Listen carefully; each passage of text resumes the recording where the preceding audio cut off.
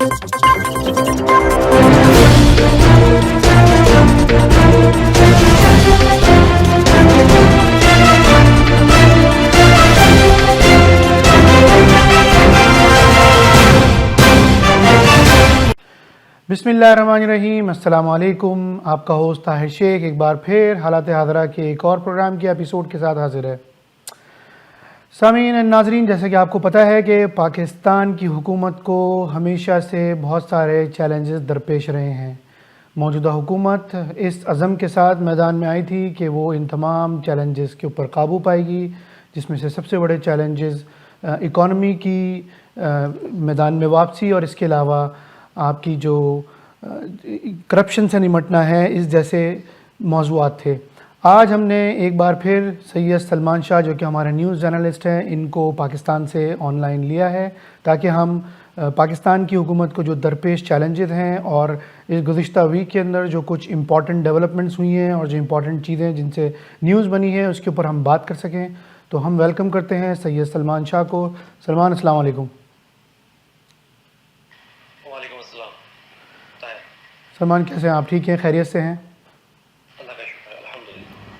Salman, thank you very much once again. आप हमारे programme के लिए टाइम निकालते हैं और इतने इम्पॉर्टेंट जो मौज़ूआत हैं उनके ऊपर आपसे जो है वो बातचीत होती है और आपका बहुत अच्छा तज्ज़िया हमें सुनने को मिलता है, तो इसके लिए हम आपके बहुत शुक्रगुज़ार हैं। बहुत बहुत शुक्रिया है, बहुत बहुत शुक्रिया। और जैसे कि आपने इंट्रोडक्शन में कहा कि पाकिस्तान और इस हफ्ते में जो वाक़यात हुए हैं उन पर अब हम डिस्कशन करेंगे, तो बिल्कुल बिस्मिल्लाह करते हैं, बाकायदा प्रोग्राम का आगाज़ करते हैं। देखिए, सबसे पहले मैं बात करूंगा एक बहुत बड़ी उम्मीद इमरान खान की हुकूमत के लिए जिसकी तरफ वो देख रहे हैं, और वो है CPEC यानी कि चाइना पाकिस्तान इकनॉमिक कॉरिडोर। बहुत अहमियत का हामिल है, बहुत सारी जगहों पर वो इसका इजहार भी कर चुके हैं और बहुत सारे खदशात भी हैं कि अगर ये CPEC कामयाब नहीं हुआ तो खुदा न खास्ता पाकिस्तान की इकॉनमी कोलैप्स कर जाएगी, या जो उम्मीद हमें उससे है वो उस पर नहीं पूरा उतर पाएंगे। तो सबसे पहले तो सलमान, मैं आपसे ये पूछूंगा कि थोड़ा सा हमारे नाज़रीन को ये बताइए कि CPEC है क्या आखिर, और क्यों इतना इम्पोर्टेंट, इतनी अहमियत का हामिल है ये पाकिस्तान की इकॉनमी के लिए? बिस्मिल्लाहिर्रहमानिर्रहीम। देखिए, फ़र्स्ट ऑफ ऑल ताहिर, जब ये CPEC का प्रोजेक्ट जो है वो स्टार्ट हुआ था और चाइना ने प्रपोज़ किया था, लेकिन आपको एक बात समझनी पड़ेगी, CPEC के दो एंगल्स हैं बेसिकली। एक तो इकोनॉमिक है प्योरली, जो पाकिस्तान के लिए बहुत फ़ायदेमंद है, हम सबको पता है वो बात। दूसरा है इसका जियोपॉलिटिकल एंगल। ठीक है। अच्छा, पहले हम इसके इकोनॉमिक एंगल पे बात करते हैं। जब चाइना ने हमें ये प्रपोज़ किया तो बेसिकली ये म्यूचुअली बेनिफिशियल प्रोजेक्ट था, और क्योंकि चाइना के जो ट्रेड रूट्स हैं वो बेसिकली दो हैं। एक तो है साउथ चाइना सी, जो हम सबको पता है कि आजकल वो जो है वो बड़ा फोकस हुआ है क्योंकि वहाँ पर बड़ी टेंशन्स चल रही हैं। और दूसरा जो रूट था उनका, जो चाह रहे थे कि अल्टरनेटिव रूट के तौर पर आए, वो था CPEC का प्रोजेक्ट। क्योंकि आप अगर देखें तो चाइना के जो वेस्टर्न प्रोविंस है वहाँ से लेकर गवादर तक ये बिल्कुल सीमलेस एक रूट है और इसमें कोई ऑब्स्टिकल्स नहीं है, क्योंकि पाकिस्तान और चाइना के जो ताल्लुकात हैं वो बहुत ज़्यादा फ्रेंडली हैं, तो वहाँ कोई ऑब्स्टिकल था ही नहीं। और गवादर का पोर्ट बनाकर और उसको डायरेक्ट पर्शियन गल्फ में एंटर करके अरेबियन सी के थ्रू, रेड सी के थ्रू होते हुए नहर सुइज से मेडिटेरियन तक का जो रूट है ये बहुत ही आसान रूट हो जाता है चाइना के लिए। दूसरा जो रूट है चाइना का वो है साउथ चाइना सी। अब वहाँ पर जो टेंशन्स चल रही हैं उसकी वजह से CPEC का जो ये प्रोजेक्ट है ये मज़ीद इम्पोर्टेंट इख्तियार कर गया है। ठीक है, इसकी इम्पोर्टेंस जो है वो मज़ीद बढ़ गई है, चाहे वो चाइना हो चाहे वो पाकिस्तान हो। अच्छा, पाकिस्तान को तो जो इसको इकोनॉमिक बेनिफिट होने हैं उनमें से जॉब क्रिएशन होनी है, वहाँ पर इंफ्रास्ट्रक्चर बनना है, गवादर का पूरा सिटी ही बेसिकली बनना है, वहाँ पे वेयर हाउसेस बनने हैं, वहाँ पर स्टोरेज का मामला है, वहाँ पर जो है वो इंटरनेशनल एयरपोर्ट ऑलरेडी उसकी जो ग्राउंड ब्रेकिंग है वो हो चुकी है।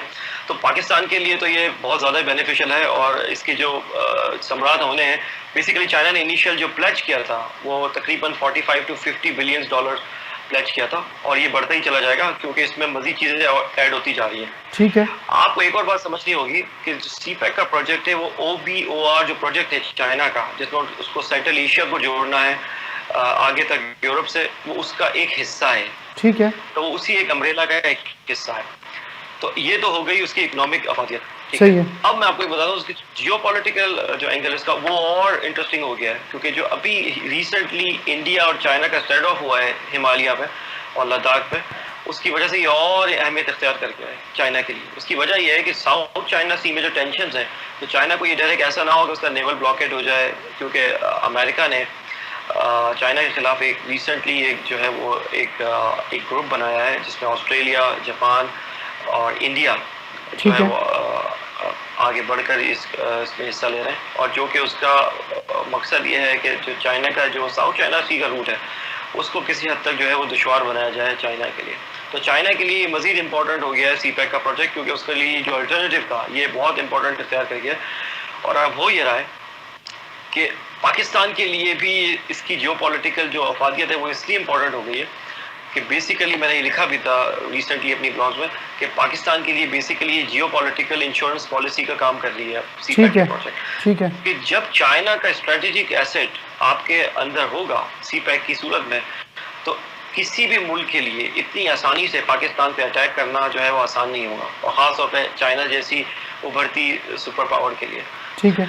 तो जब जैसी चाइना जैसी सुपर पावर जब सीपैक का प्रोजेक्ट पाकिस्तान के थ्रू जब ले जा रही है, तो जो पाकिस्तान पे जो बुरी नज़र रखते हैं जो उसके एनिमीज, उनको 10 दफ़ा सोचना पड़ेगा कुछ करने से पहले, वंस ये जो है वो सीपैक जो है वो पूरा फंक्शनल और ऑपरेशनल हो जाएगा। तो ये पाकिस्तान के लिए जियोपॉलिटिकली जो है ना वो एक इंश्योरेंस पॉलिसी का काम देगी कमिंग ईयर्स में, और इंशाल्लाह एक्सपेक्टेड ये है कि 2021 के आखिर तक ये फुली फंक्शनल और ऑपरेशनल हो जाएगी। ठीक है। और रिसेंटली हुआ यह है इस मद में जी जी। कि इमरान खान जो हुकूमत है उसने रिसेंटली जो हमारे आसिम बाजवा साहब थे जो प्रीवियस ISPR के जो स्पोक्स पर्सन थे, जी जी बिल्कुल। उनको सीपैक का चेयरमैन बना दिया। बिल्कुल ठीक है। तो अगर आप देखें उसके बाद से जो सीपैक की जो प्रोग्रेस है वो बहुत तेज़ हो गई है, और पाकिस्तान में भी ये बात का पूरा इदराक है कि इस प्रोजेक्ट को जल्द से जल्द कंप्लीट करना पड़ेगा, क्योंकि जो खत्ते के हालात बन रहे हैं और जो वॉर हिस्टीरिया क्रिएट हुआ है उसमें सीपैक का से जल्द बनना पाकिस्तान के लिए बेहद ज़रूरी है, चाहे वो जियोपॉलिटिकल एंगल से आप बात करें चाहे वो इकोनॉमिक एंगल से आप बात करें। ओके, तो इसमें भी सलमान सवाल ये पैदा होता है कि इमरान खान की हुकूमत पे तो पहले ही बहुत ज़्यादा क्रिटिसाइज इस वजह से किया जा रहा है कि उनके मुतालिक ये कहा जाता है कि जहाँ पर कोई काम उनसे नहीं हो सकता वो आर्मी को इन्वॉल्व करके और अपना काम निकलवा लेते हैं। तो ये तो फिर और ज़्यादा उनके लिए मुश्किलात नहीं होंगी कि उन्होंने आसिम बाजवा को वहाँ पर जो है वो तैनाती कर दी उनकी और उनके थ्रू वो काम ले रहे हैं। क्या ख्याल है आपका इस बारे में? जी बिल्कुल, आप सही कर फरमा रहे हैं, क्योंकि इसी असना में हुआ ये है कि आसिम बाजवा साहब पर पर्सनल अटैक्स भी हुए हैं, ठीक है ना। जो एक जर्नलिस्ट है नूरानी साहब, वो एक स्टोरी लेके आए कि उनके पर्सनल एसेट्स के बारे में बात हुई, उनकी फैमिली के एसेट्स के बारे में बात हुई। देखिए ये वो अनासिर हैं कि जो चाहते हैं कि जो पाकिस्तान की जो इंटरेस्ट है उनको नुकसान पहुंचाया जाए। ठीक है। हुआ ये है कि फिर उन्होंने अपने ट्विटर अकाउंट पे आके बाकायदा उसके एविडेंसेस प्रोवाइड किए और सारा सब कुछ हुआ। ये पिछले 15-20 दिन में ये सब कुछ हुआ है, अगर आप फॉलो कर रहे हो तो आसिम बाजवा साहब पे बिल्कुल हुआ है। अच्छा, अब जो आप बात कर रहे हैं कि इमरान खान गवर्नमेंट ने जो एक्स आर्मी के थे उनको क्यों इन्वॉल्व किया है, तो मैं आपको उसका रीजन देता हूँ। उसका रीजन ये है कि चूंकि ये प्योरली अब इकोनॉमिक प्रोजेक्ट नहीं रह गया है ताहिर, ठीक है। समझना होगा ये ठीक है। इसका जियोपॉलिटिकल एंगल है और बहुत इंपॉर्टेंट है, क्योंकि मैंने आपको बताया कि चाइना का स्ट्रेटेजिक एसेट पाकिस्तान के अंदर होना जो है वो इस बात की इंश्योरेंस पॉलिसी है कि पाकिस्तान पे अब कोई अगर मैली आंख से देखेगा तो उसको 10 दफा सोचना पड़ेगा, क्योंकि चाइना का अगर ट्रेड रूट आप डिस्टर्ब करने जाएंगे ठीक तो है। इसमें सिर्फ आपको पाकिस्तान से नंबर आजमा नहीं होना पड़ेगा, इसमें आपके चाइना भी उसके साथ खड़ा हो मिलेगा, क्योंकि उसका स्ट्रेटेजिक एसेट को आप डिस्टर्ब करने जा रहे हैं। तो ये पाकिस्तान की जो सिक्योरिटी एस्टेब्लिशमेंट है उसका इन्वॉल्व होना तो बेसिकली नागुज़ीरी था, क्योंकि हालात ही ऐसे बन रहे थे। और आपको पता ही होगा कि रिसेंटली चाइना ने ईरान के साथ मुआहिदा करके चाबहार से जो इंडिया है उसको आउट कर दिया। ठीक है। अब ये इसका लॉजिकल प्रोग्रेशन ये बन रही है कि जो पर्शियन गल्फ में जितनी भी पोर्ट्स थी, जिसमें आप ईरान की बंदर अब्बास ले लें, चाबहार जो बननी थी, ठीक है, वो सब की वो सब चीज़ें अब कनेक्ट हो गई है सीपैक से, और उसमें गवादर पोर्ट ने जो है वो लीडिंग रोल अदा करता है, जो आने वाले 2 से 3 साल में आप देखेंगे इंशाल्लाह। अगर इंशाल्लाह। सही नहीं, कोविड की वजह से इसके पेस में थोड़ा सा फर्क तो पड़ा है, बिल्कुल। जैसे कि हर चीज़ में पड़ा है, जी बिल्कुल। लेकिन ठीक और है, आर्मी भी ऑन बोर्ड है। ठीक है। आपने 2021 के आखिर की बात की है, जस्ट टू रीकैप, राइट? जी जी जी ठीक ठीक, सही। जी जी। अच्छा सलमान, अब इसी सिलसिले को एक्सटेंड करते हुए आजकल बहुत चर्चा रहा है FATF का। तो जिन लोगों को FATF नहीं समझ में आता उनको आप FATF कैसे समझाएंगे? और प्लीज़ ज़रा ये भी बताइएगा कि इसके पाकिस्तानी माशी सूरत हाल के ऊपर कैसे असर पड़ेगा, मनफी, या अगर पाकिस्तान ग्रे लिस्ट में नहीं जाता तो मुस्बत। इसके ऊपर अगर हम थोड़ी सी बात करें, क्योंकि वाकई बहुत सारे हमारे व्यूअर्स ऐसे हैं जो FATF सुनते तो हैं लेकिन उनको उसके बारे में कुछ ज़्यादा नोहाव नहीं है, तो उनको कोई ग्रास रूट लेवल से अगर समझाए तो यकीनन उनकी समझ में आएगा, और उनमें शायद मैं भी थोड़ा सा शामिल हूँ। तो अगर आप प्लीज़ उसके ऊपर थोड़ी सी रोशनी डालें कि FATF क्या है और कैसे इसके इम्प्लीकेशन पाकिस्तानी इकॉनमी के ऊपर होंगे। देखिए, FATF एक basically financial action task force का एब्रीविएशन है। ठीक है, और इसको G7 ममालिक जो हैं उन्होंने बेसिकली इसको इनिशिएट किया था। ठीक है, और जिसमें आपके अगर आप नॉर्थ अमेरिका से देखें तो उसमें यूनाइटेड स्टेट्स और कनाडा है, और फिर यूरोप से UK, जर्मनी, फ्रांस, इटली, और एशिया से सिर्फ एक मुल्क है, जापान। तो ये ठीक है, G7 मुल्कों ने बेसिकली इसको इनिशिएट किया था। पर्पस क्या था? इनको कॉम्बैट करना था मनी लॉन्ड्रिंग को, ठीक है, और जो टेररिज्म फाइनेंसिंग को। बेसिकली इनके सोल पर्पस ये था कि टेररिज्म फाइनेंसिंग और मनी लॉन्ड्रिंग को इनको कॉम्बैट करना है। ठीक है, 1989 में ये इसको इन्होंने इनिशिएट किया। 1989 में तकरीबन अब 31 इयर्स हो चुके हैं उसको। ठीक है, और जैसा कि मैंने आपको बताया, पर्पस ये था कि मनी लॉन्ड्रिंग को जो है वो उसको काउंटर करना है, और उसके साथ साथ टेररिज्म फाइनेंसिंग को। ठीक है, अब हुआ ये कि उनकी जो बहुत ज़बान ज़दे आम जो दो लिस्ट के नाम आते हैं, ब्लैक लिस्ट और ग्रे लिस्ट, में उसको रोशनी डाल दूँ बिल्कुल सर। कि बेसिकली ये G7 मुल्क जिन्होंने इनिशिएट किया था, उनका पर्पस ये था कि मनी लॉन्ड्रिंग को काउंटर किया जाए, और टेररिज्म फाइनेंसिंग पे इसका फोकस था। ठीक है, अब देखिए, ओवर द इयर्स, अभी मैं आपको बताऊं, एज ऑफ अगस्त 2020 जो इसकी ब्लैक लिस्ट है, ठीक है, वो ये कहते हैं कि नॉन कोऑपरेटिव कंट्रीज, मतलब बेसिकली उनका मतलब ये है कि नॉन कोऑपरेटिव कंट्रीज कौन है जो ब्लैक लिस्ट में, उसमें अभी सिर्फ 2 कंट्रीज है, उनमें एक ईरान है और नॉर्थ कोरिया है। ठीक है, ठीक है। अच्छा, इसी तरह इनकी है ग्रे लिस्ट। अब ग्रे लिस्ट में तकरीबन 18 कंट्रीज हैं, जो मैं आपको बिल्कुल अपडेटेड बात बता रहा हूँ, और उसमें पाकिस्तान भी है। अब ठीक मैं है, आपको इसको कनेक्ट करता हूँ जरा पाकिस्तान से। अच्छा, पाकिस्तान पहली दफा नहीं आया इसमें। ठीक है, पाकिस्तान 2012 से 2015 के दरमियान भी ग्रे लिस्ट में रहा है। ठीक है, अच्छा, अब उन 18 कंट्रीज में जिसमें ग्रे लिस्ट में है, उनमें पाकिस्तान भी है। ठीक है, और इन्होंने रिसेंटली इनको जून 2018 में पाकिस्तान को दोबारा से ग्रे लिस्ट में डाला था। ठीक है। अच्छा, अब इसकी इकोनॉमिक इम्प्लीकेशन क्या है, जो आपका सवाल है। जी बिल्कुल, ये मैंने थोड़ा सा बैकग्राउंड बता दिया। ठीक है, अच्छा, इकोनॉमिक इम्प्लीकेशन इसकी ये है कि जब पाकिस्तान 2012 से 2015 के दरमियान इसमें था, तो बताया जाता है कि इसकी इकोनॉमिक इम्प्लीकेशन ये होनी चाहिए कि आप जब इंटरनेशनल बोरोइंग में जाते हैं, यानी आप कर्ज लेने जाते हैं इंटरनेशनली, IMF से या वर्ल्ड बैंक से या एशियन डेवलपमेंट बैंक से, ठीक है, तो आपको बोरोइंग में बहुत डिफिकल्टी होती है अगर आप ग्रे लिस्ट में होते हैं या ब्लैक लिस्ट में होते हैं। ठीक है, दूसरी बात जो इसकी होती है कि आप इंटरनेशनल मार्केट में जब बॉन्ड्स इशू करते हैं, यानी जो सॉवरेन बॉन्ड कहलाते हैं, जो ट्रेजरी बॉन्ड्स कहलाते हैं, वो आप इतनी आराम से नहीं कर सकते क्योंकि आप ग्रे लिस्ट में हैं। ग्रे लिस्ट में, ठीक है, ठीक है। तीसरी बात ये कि आपकी जो क्रेडिट रेटिंग होती है कंट्री की, वो ये डाउनग्रेड कर देते हैं, तो आपको यानी आपको ज्यादा शरह सूद पे फिर कर्जा मिलता है, और वो आपकी मुल्क की इकोनॉमी के ऊपर फिर असरअंदाज होता है। जाहिर सी बात है, फिर जब आप डेट सर्विसिंग करेंगे एनुअली, तो आपको ज्यादा ठीक है, पे बर्डन होगा, तो ये लॉजिकल बात है।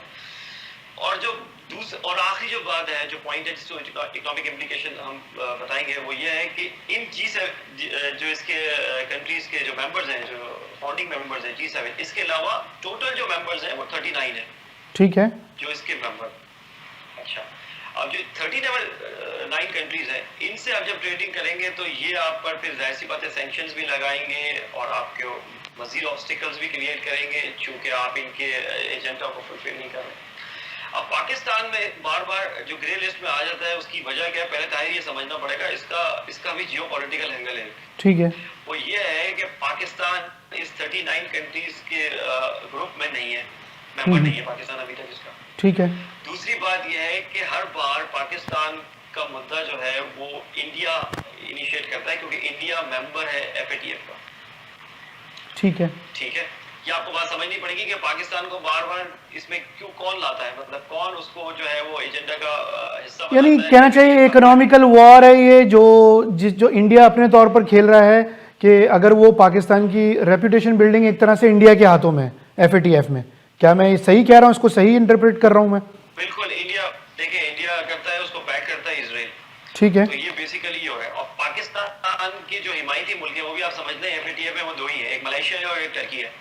तो ठीक है। उसको जब भी ये बात आती है तो वो क्या करते हैं कि वो हेल्प करने की कोशिश करते हैं, और यही हुआ था लास्ट टाइम भी।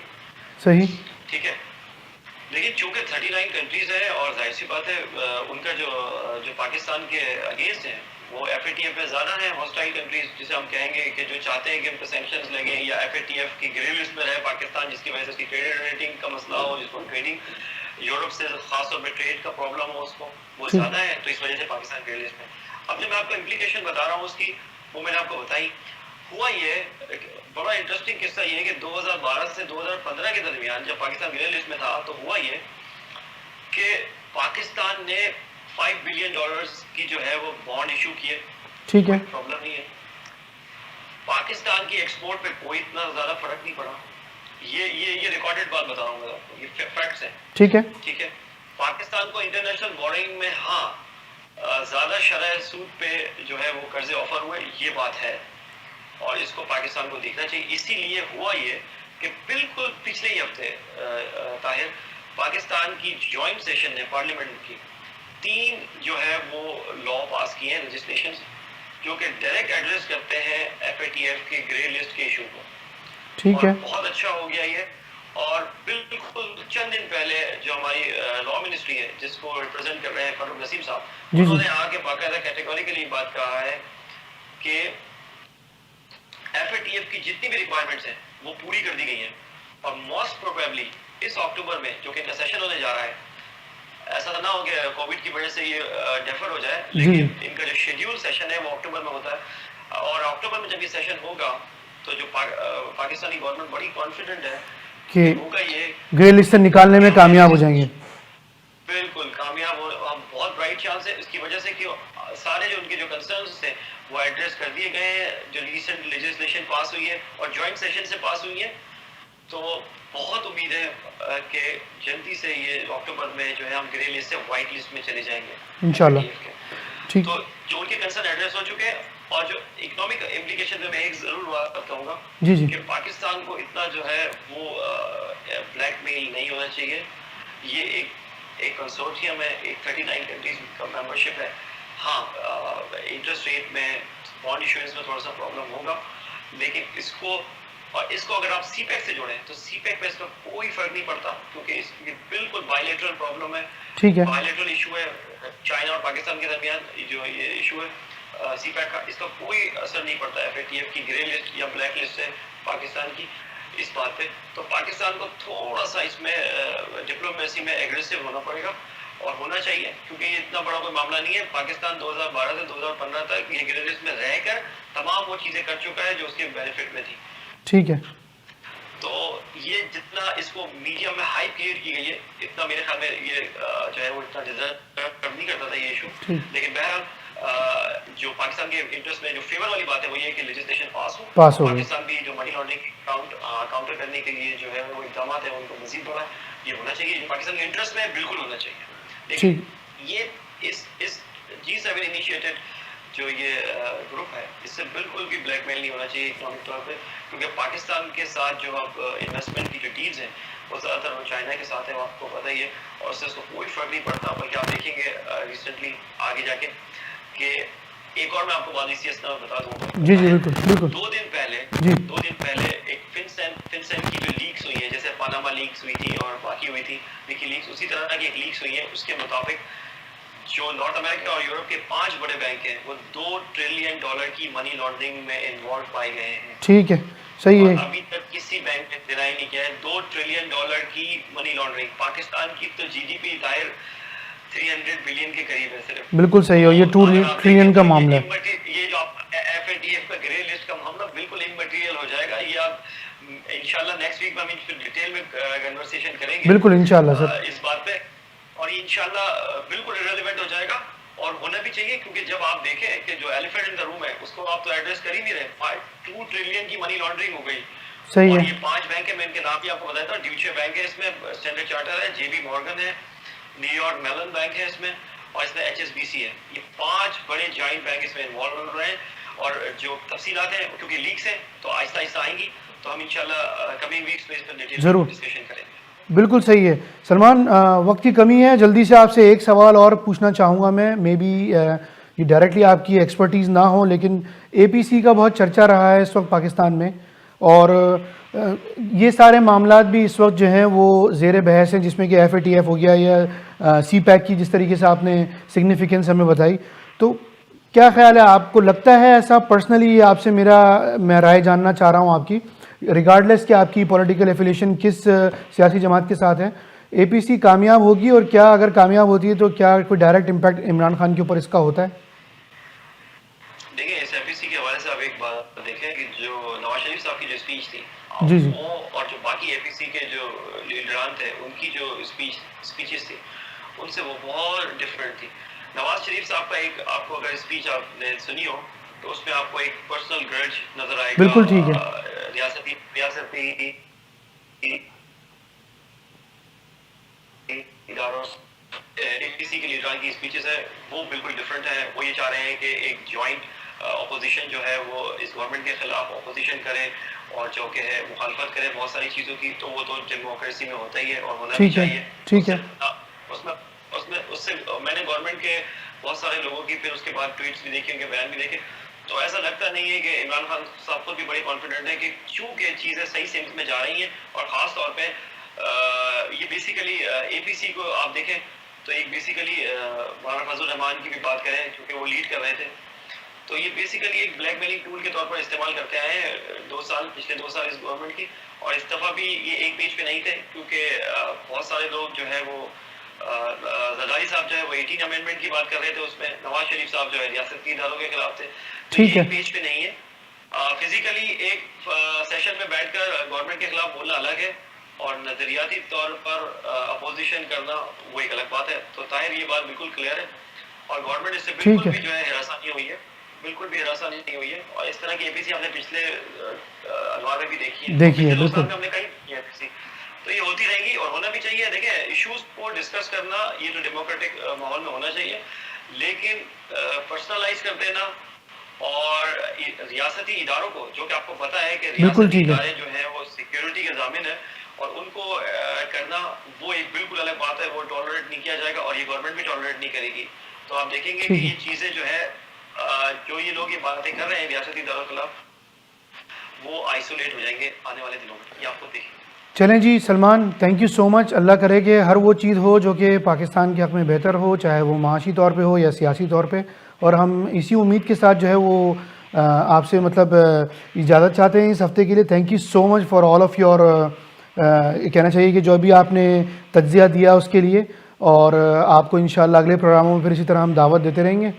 सो बहुत बहुत शुक्रिया आपका Salman, thank you. Thank you very much Tahir, thank you. Welcome. लेते हैं एक छोटा सा ब्रेक और इस ब्रेक के बाद आपकी मुलाकात